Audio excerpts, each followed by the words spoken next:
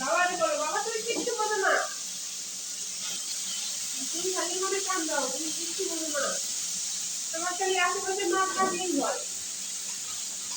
আমি বলি মা বলে উঠবো। মামাম রান্না করতেছে আর শিয়ন বসে বসে মুড়ি খাচ্ছে। খাও। খাও, মা রান্না কর আর তুমি মুড়ি খাও।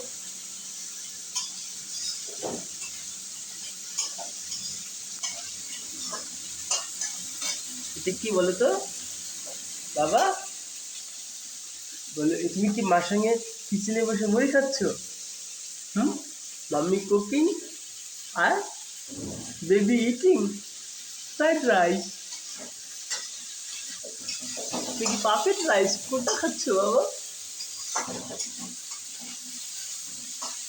তুমি নিচে এটা টোস্টেড রোজ খাচ্ছ, টোস্টেড রাইস বাবা।